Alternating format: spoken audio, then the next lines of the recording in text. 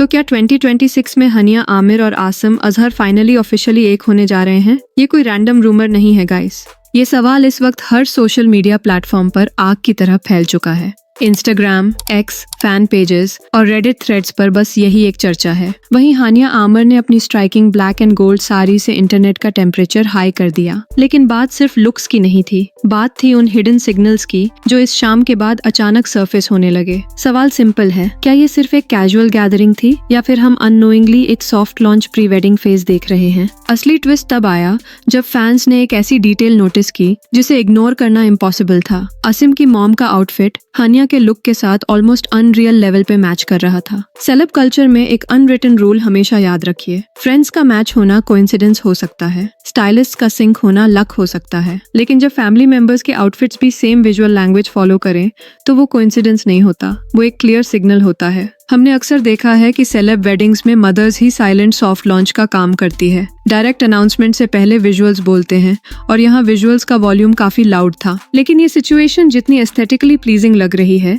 उतनी ही emotionally confusing भी है, क्योंकि हम बात कर रहे हैं उसी कपल की जिनका पास्ट काफी टॉक्सिक रहा है। अर्ली 20s में उनका ब्रेकअप एक पब्लिक स्पेक्टिकल बन गया था जो किसी हाई स्कूल ड्रामा से कम नहीं था। हानिया ने जब एक लाइव सेशन में आसिम को ओनली अ फ्रेंड बोलकर फ्रेंड जोन किया तो वहां से एक ऐसी आग लगी जो महीनों तक नहीं बुझी। आसिम ने काउंटर किया, इंस्टाग्राम स्टोरीज पर क्रिप्टिक मीम्स शेयर किए और एक दूसरे पर खुलकर शेड थ्रो की गई। बात यहाँ तक पहुंची कि इनडायरेक्ट इंसल्ट्स का एक पूरा सिलसिला शुरू हो गया। दोनों ने एक दूसरे को सोशल मीडिया पर ड्रैग किया, कैप्शंस के जरिए एक दूसरे की इमेज को हिट किया और फैन वॉर्स तो ऐसे चली जैसे कोई जंग हो। तब लगता था कि ये चैप्टर परमानेंटली क्लोज्ड है और ये दोनों एक दूसरे की शक्ल भी नहीं देखना चाहते। लेकिन फास्ट फॉरवर्ड टू 2026, वही फेसेस, वही केमिस्ट्री, बस इस बार पैकेजिंग ज्यादा पॉलिश्ड, ज्यादा कंट्रोल्ड और ज्यादा PR अवेयर है। एज के साथ दोनों बड़े तो हो गए हैं, लेकिन मैच्योरिटी का मेमो पूरी तरह डिलीवर हुआ या नहीं, ये अभी भी एक बड़ा क्वेश्चन है। अब यहाँ एक बहुत ही अनकंफर्टेबल ऑब्जर्वेशन आती है, इनका बिहेवियर। हम बात कर रहे हैं मैच्योर प्रोफेशनल्स की, लेकिन इनकी हरकतें बिल्कुल थर्स्टी टीनेजर्स जैसी लग रही हैं जो अटेंशन के लिए कुछ भी कर सकते हैं। ये क्रिप्टिक स्टोरीज डालना, ये एक्सीडेंटल कैप्शंस यूज करना और ये अचानक से पब्लिक में साथ नजर आना, ये सब एक हाई स्कूल रोमांस की याद दिलाता है। जब आप इतने बड़े स्टार्स हो तो क्या आपको वाकई इस तरह के चीप स्टंट्स की जरूरत है? इनका ये इमेच्योर बिहेवियर सिर्फ अटेंशन सीकिंग लगता है,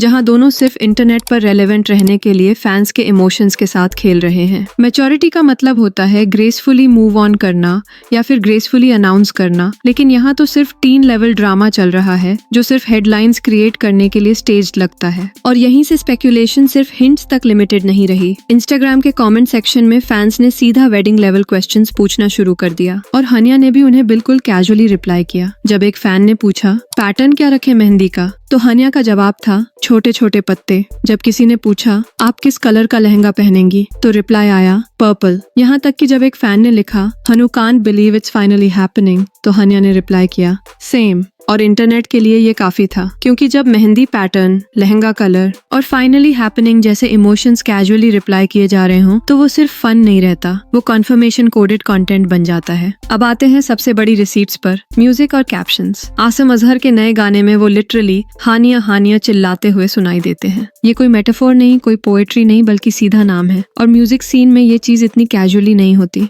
सिर्फ नाम ही नहीं, उनका ट्रैक लॉस्ट एंड फाउंड भी काफी कुछ बयान करता है, क्योंकि हानिया आमिर महीनों पहले he lost and found caption अपनी पोस्ट्स पर यूज कर चुकी थी। इंटरनेट पैटर्न्स रीड करता है और ऑडियंस कभी भूलती नहीं। जब एक आर्टिस्ट अपने गाने के बीच में किसी का नाम ले और वही कैप्शंस रिसाइकल करे जो उसी इंसान ने पहले पॉपुलर किए हों, तो सवाल सिर्फ एक ही उठता है, ये सब अचानक कैसे? यहीं से कहानी थोड़ी अनकंफर्टेबल हो जाती है। जून 2025 आसिम की एंगेजमेंट मेरब अली के साथ ऑफिशियली खत्म होती है। पब्लिक अनाउंसमेंट, सिंपैथी पोस्ट्स और रिस्पेक्ट प्राइवेसी फेज। लेकिन उसके तुरंत बाद हानिया आसिम के क्रिप्टिक पोस्ट्स, कोइंसिडेंटल अपीयरेंसेस और सॉफ्ट नॉस्टैल्जिया क्यूज शुरू हो जाते हैं। लोग नेचुरली ये सोचने लगे हैं, क्या ये रिकनेक्शन ब्रेकअप के बाद हुआ या फिर कुछ बातें बैक चैनल में पहले ही चल रही थीं? कोई ठोस प्रूफ नहीं है, लेकिन ऑप्टिक्स काफी लाउड हैं। ऑनेस्टली अगर हम ह्यूमन एंगल से देखें तो ये सब मीराब के लिए थोड़ा हार्श लगता है। हीलिंग का एक अनस्पोकन ग्रेस पीरियड होता है, स्पेशली जब ब्रेकअप पब्लिक हो। यहाँ वो ग्रेस पीरियड ऑलमोस्ट स्किप हो गया और ऑडियंस को सीधा आसिम हानिया सीजन 2 दिखा दिया गया। अब आते हैं उस कड़वी सच्चाई पर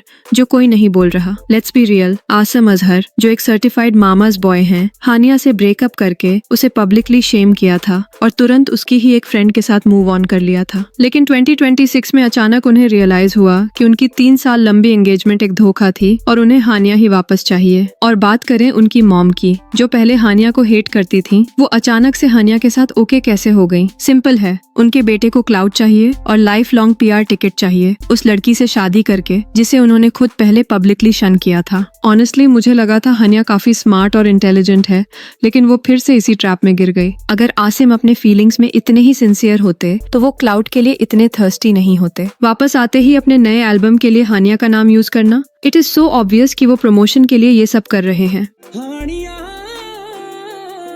वाला ड्रामा, म्यूजिक वीडियो में हानिया की लुक अलाइक को लेना, वो परी वाला श्टिक, इसमें रोमांटिक कुछ भी नहीं है। मुझे तो इस बंदे में 0 रोमांस नजर आता है। और एक और इम्पोर्टेंट पॉइंट, अगर हानिया इस रिलेशनशिप में अगली होती तो पब्लिक उन्हें मिसोजिनी से कब का खत्म कर चुकी होती। लेकिन हम इस पर बात क्यों नहीं करते कि आसिम हानिया के कंपैरिजन में कितने चॉप्ड दिखते हैं। हानिया आज उनसे 10x बड़ी स्टार है और वो एक सेल्फ मेड स्टार है, जबकि आसिम को हमेशा नेपो बेबी होने का पूरा बेनिफिट मिला है। वो अब सिर्फ एक OST सिंगर रह गए हैं जो पहले की तरह एल्बम हिट्स नहीं दे पा रहे। हानिया, अगर तुम्हारे पास थोड़ी भी सेल्फ रिस्पेक्ट बची है तो प्लीज अपने आप को इस ट्रबल से बचा लो। ये वो लड़का नहीं है जिसके साथ लाइफ लॉन्ग पैक्ट किया जाए। आप क्या सोचते हो, क्या ये सच में एक रियल इश्क का कमबैक है या फिर सिर्फ ट्रेंडिंग रहने का स्मार्टेस्ट फॉर्मूला जहां मैच्योरिटी को अटेंशन के लिए बेच दिया गया है? कमेंट्स में बताओ। मिलते हैं नेक्स्ट स्पिल में।